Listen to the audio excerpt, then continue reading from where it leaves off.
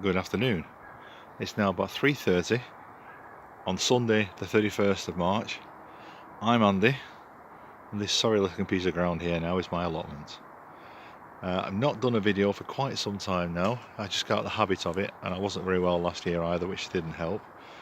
But I'm back and I'm raring to go, and these videos are like a video diary for myself, so I know what's been going on. I can look back on them later in the year and in years to come and see where I was up to at this point and compare and contrast. I know if I want to write things down, I'll never do it, so this is much easier doing a video, and some of you guys out there like it, so well, hence the video. Right, not a lot to show you. The ravages of winter are now gone, hopefully. The square foot gardening bed here is looking relatively empty. There's a few turnips left in there, a couple of beets and some spinach. The beets are probably gone old and woody and are not used for anything at all, but I will dig those out shortly, that corner, and see how they are, see if they're worth saving. If not, then I'll start again in this lot. I've just put some new soil on top of this side, and the other side is going to have some new soil shortly. I've got a new garden sieve, which I will show you in action at some point in the future when I get a chance to get a tripod for this thing, or a clamp or something to hold it. But there's not a lot going on at the moment in this bed. The fruit bushes are coming on nicely. There's lots of black currants, there's red currants, there's gooseberries and all sorts in this bed. I'm trying to empty the bed slowly but surely. I've only cleared the front bit, and there's a blackberry bramble in there now, trying to take over. I will eventually do it. I'll clear all this lot out if I get a chance, and I will move these so this bed becomes available for growing vegetables in, and these bushes go along the edge of the plant as a fruit hedge type of thing. So we shall see how we do with that.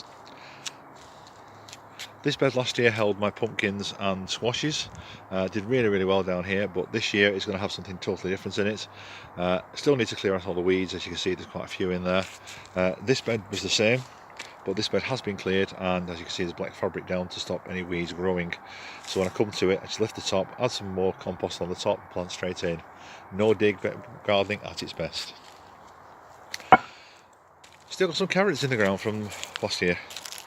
Not very many. I've got a few rows there. You can see them at that side coming through quite nicely. They have been hit by fly, carrot root fly, but I find that if I get a peeler on it and peel the edges off, I take away all the fly tunnels anyway, and the carrot that's left is nice, very tasty. But this bed again needs digging in, clearing out, get all the carrots out, get them all washed, chopped, blanched and frozen, and then I can clear this for something else. This is probably going to be where the squashes go this year, I would imagine. This bed here has got a white currant at this end and a red currant at the bottom end, and it's got leeks which were planted in last October. Those are ready for harvesting now. I've been taking them slowly. Took another three today. They'll last me probably another 3-4 weeks before they run out, by which point well, I'll run out. I've got nothing to replace them at the moment. I was thinking now I've got garlic in, which is over there, but that's only just gone in. That won't be ready until June. And as we're only at the end of March, beginning of April now, and we've got a 6-week gap between the last of the leeks and the first of the garlic. Having said that, I planted so much garlic last year, I've got loads left over. So that should do fine. These are garlic from my own crop from last year, so they should be used to the climate here, and they should grow quite nicely. The rest of that bed's been cleared out, not put any weed fabric on it at the moment. Got to get compost on top of it. I'm going to riddle my own compost again from the compost piles and do that. This next bed just needs clearing out really.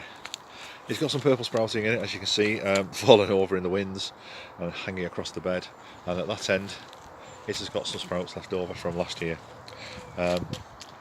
Again, these are probably not worth saving. I'm probably going to just feed the plants to the chickens. As you can see at the top of that one, they're actually starting to flower for this year. So I'll probably just dig these out, give them to the chickens. This bed will be dug out, and I might put more squashes in this one. Now this bed is where I've been dumping all the waste from when I've been cleaning out the chickens recently. The idea is that it's going to rot in there. I'm going to cover it with compost, plant straight into it. Lots and lots of fertiliser, so actually this is probably going to be the best pumpkin bed to have, not the one over there with the carrots. So I think I will make this my pumpkin bed for this year, and this one. So when I've taken everything else of here, I shall start throwing chicken muck into that, cover it all over with compost, and then use that. Not much happening over this side. That bed had all the rubbish dug out from the chicken run and put into it in October last year. It's rotted down nicely. That pile was quite high at one point, but it's rotting down nicely. And again, I'll cover that in compost and plant straight into it. And that one just needs clearing out and planting.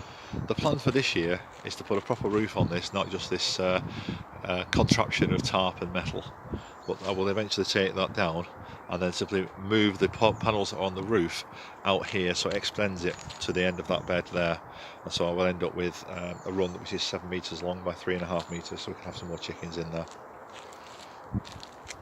Raspberries are doing fantastically well here. The grape I really need to trim back before spring starts properly. Remember, if those of you who saw me last year will remember I got some really good grapes off this. I got about £6 of grapes off them, which is absolutely fantastic. Brilliant, really pleased with that. Now I just get past the poles. The strawberry bed is looking a bit tatty, to say the least. I need to get in there and clear it. I've got lots and lots of spare strawberries there. We've got some new people on the plot today, new neighbours, so I'm thinking I might go over there with some strawberries for them. They've just started, they've not really done very much so far. They've never really had an allotment before, so give them a bit of help and they'll be fine, I'm sure. Rhubarb is coming through lovely over here. Some really strong plants in there now. Looks like I've got 6 rhubarb plants coming through out of the 7 that were in there. And they're doing fantastically well again, really good, really pleased. Just a bit of tidying up to do and a bit of weeding there, and try and get on top of it before we actually get to this stage where all the mare's tail comes through, because it comes through in this bed like nobody's business, it really does. Pond looking okay, little bit of that horrible green stuff on top, but I'll try and scoop that out if I can do before too long. And then round the sitting area, it just needs a good brush and a good clear out. A few weeds on there, and I've got some herbs at the back which are being swamped by grass, so I've got to take those out and sort them out. That's all for now. 7 minutes, that's long enough. Next time you come down, hopefully a little bit more will have been done, and it will be a little bit more because I'm extremely busy nowadays. So not much else to say apart from I will see you next time. Thank you for watching. I hope you enjoy what you're seeing.